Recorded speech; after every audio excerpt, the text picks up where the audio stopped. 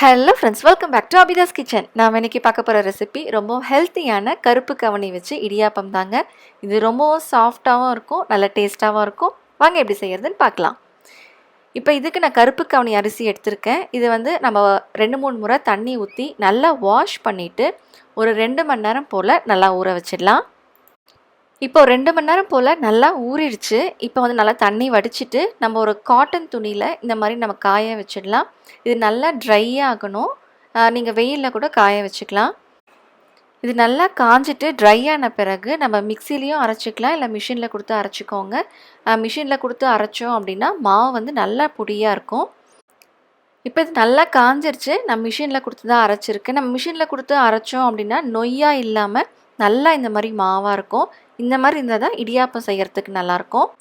நான் ஒரு 1.5 கிளாஸ் அளவு நான் மாவு எடுத்திருக்கேன். இது நம்ம ஜலிச்சிக்கலாம். ஜலிச்சு செய்யும்போது இடியாப்பம் நல்லா சாஃப்டாக வரும். இப்போ இது கூடவே தேவைக்கேற்ற மாதிரி உப்பு சேர்த்துக்கலாம். உப்பு சேர்ந்து கலந்து வச்ச பிறகு நம்ம தண்ணியை நல்லா கொதிக்க வச்சுக்கலாம். தண்ணி நல்லா கொதி வரணும். இது கூடவே ஒரு டேபிள் ஸ்பூன் அளவு எண்ணெய் சேர்த்துட்டு இது நல்லா கொதித்த பிறகு கொஞ்சம் கொஞ்சமாக நம்ம மாவில் சேர்த்து கலந்துக்கலாம். ஒரேடியாக தண்ணி சேர்க்க வேண்டாம். இந்த மாவோட பதம் பார்த்திங்கன்னா நல்லா கட்டியாக இருக்கும். அப்போ தான் இடியாப்பம் சாஃப்டாக வரும். தண்ணி அதிகமாகிடுச்சு அப்படின்னா நம்ம இடியாப்பம் பிழியும் போதே உடஞ்சிரும். இப்போ இதை அப்படியே மூடி வச்சு ஒரு 15 நிமிஷம் போல் ஊற வச்சிடலாம்.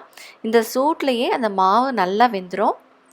இப்போ மாவு நல்லா ஆறின பிறகு கொஞ்சமாக நல்லெண்ணெய் சேர்த்து இது நல்லா மிக்ஸ் பண்ணிக்கலாம்.